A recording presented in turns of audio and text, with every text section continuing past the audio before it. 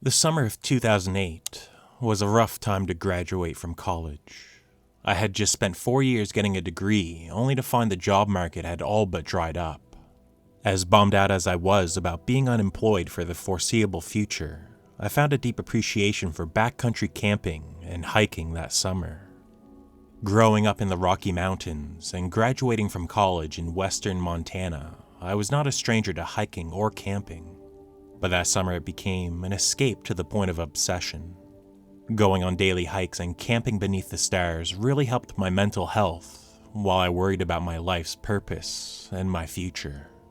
It was June and unseasonably wet, cold and cloudy. The daytime highs barely touched 50 degrees, and at night it dropped below freezing. Despite the weather, I did plan to hike around the Anaconda Range that week, and I wasn't going to let the weather deter me. My plan for the week, funny enough, was to hike Storm Lake, latitude longitude 46.0718 blah blah blah blah blah blah blah, and then through to Storm Lake Pass and down to Upper Seymour Lake, latitude longitude 46 blah blah blah. Storm Lake, actually an alpine reservoir, is a challenge to get to and requires a 4x4 pickup and some skillful driving. The road is a narrow 2-track, winding its way through thick pine forests. The way was slick with rain, but I made it up to the top with little heartburn. Heartburn? I set up camp on the north shore of the lake and decided to do some fishing. The fishing was miserable, however. It was cold and nothing was biting. But the best thing about bad fishing is that my thoughts were free to wander while I sat on the shore. The rain was a constant, light drizzle and created a natural white noise. Time passed, and my daydreams were cut short as a low rumble from up the canyon overtook the sounds of the rain. The rumbling was not unlike a distant diesel engine. What was odd, however, was that there was no roads that go beyond where I was camped. No machinery or vehicles could be up that canyon. Could it be a plane? I thought, looking up to the rain clouds. But the sound wasn't getting closer or further away. It wasn't coming from above me either. It came from beyond the lake and up into the canyon. The sound was stationary and constant. It most certainly wasn't a plane, a truck, or a bulldozer. All of this wasn't outright scary, but nonetheless my hair stood on end while I sat there and listened. After 20 minutes, the rumbling faded away, and I was left again with only the sound of raindrops. Soon enough, I caught a decent-sized trout, cleaned it, and headed back up to camp to get ready for dinner. The fish cooked up fine, but to be honest, I hate trout. It's edible, sure, but totally unappetizing. They taste like mud. I ate as much as I could, and threw the rest back into the lake. Building up my fire for the night, I sat back to relax and enjoy the evening with a bit of whiskey. Night came fast. The mountain ridges put the sun to bed early, and the rain clouds obscured the starlight. It was dark, really dark. The sounds of a crackling, warm fire and the rain bouncing off my tent were a great comfort and started to lull me to sleep. I reminded myself that I needed to build up the fire before bed. I walked over to the pile of scavenged firewood and grabbed an armful. Being further away from the fire's crackling, I could pick up that all too familiar rumbling rising in the background. It was growing louder than before, and closer. I may have had a few too many pulls of whiskey, and I was tired and grouchy. This noise was ruining my camp trip and my buzz. Frustrated, I yelled out into the blackness of the night. Hey, shut up.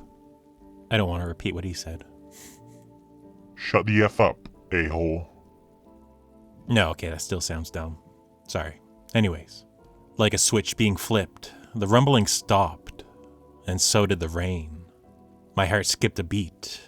I realized that this was not just a convenient coincidence. There was an intelligence out there, something sentient, observing me and responding to my screams, and I wasn't getting the most positive vibes from it. I threw all the logs on the fire and retreated back to my tent. More on edge than ever, I just sat there, listening to the fire crackling, to my rapid breathing, and beyond that, to the silence of the darkness. Before this moment, I felt alone but safe. Now I felt alone and vulnerable. Beyond where the firelight faded, I felt like there was a million eyes in the darkness watching me. My paranoia began to subside when the rain suddenly started again. Not a drizzle, but a massive downpour. I was glad I built up the fire, or else it would have been snuffed out for sure. My tent was being pushed down by the force of the storm, however. I thought about bailing to the truck, but knew I'd be soaked to the bone in an instant. Risking injury or death over getting wet is only the kind of logic whiskey can produce. I could feel the rainwater pooling and moving under my tent. The storm wasn't letting up. The urge to get to my pickup truck and drive away was even more tantalizing. I could get my stuff tomorrow in the daylight and spend a few nights in town. But I did have a bit too much to drink. Driving, especially on that slick, muddy two-way track, would have been a death sentence. But I still needed a safer place to sleep than my wimpy tent. Grabbing what I could, I ripped open the tent flaps and ran for the truck. I was soaking wet by the time I got into the driver's seat and locked the doors. Turning the heat on full blast, I hoped that it would dry me out. It was going to be a miserable night, though. I reclined in my chair and tried to calm my thoughts with deep breaths. The rain wasn't letting up. I was warm from the heater at least. And on the plus side, I was riding the crest of a good whiskey buzz. The fire was still raging despite the rain and kept the campsite lit. I specifically remember the truck's clock reading 1:06 a.m. I blinked. It was only a moment, but when I opened my eyes, the rain had stopped. It was foggy and quiet. The once raging campfire was just embers, and there was morning twilight to the east. The truck's clock now read 5:45 a.m. It was morning. That couldn't be right. Almost 5 hours had gone in the blink of an eye. I mean, I must have passed out. My head was killing me, but I don't feel like I drank that much to justify that kind of hangover. I turned off the truck and stepped out to survey the night's damage. My tent was completely flattened. The tent poles were shattered to pieces, and everything was soaking wet. Smothering the remains of the fire, I dragged all my junk to the pickup and tossed it into the bed. My hike over the lake pass wasn't happening that day, that was for sure. It was around 6:30 a.m. before I finished picking up camp. As I climbed into the cab of my truck, I heard the rumbling again through the morning fog. I drove out of there as fast as I could, down that muddy bobsled track of a road. Not once did I look in the rearview mirror of my truck. I've never been back to Storm Lake, and I probably never will. Hey guys, hope you enjoyed that video. Camping, huh?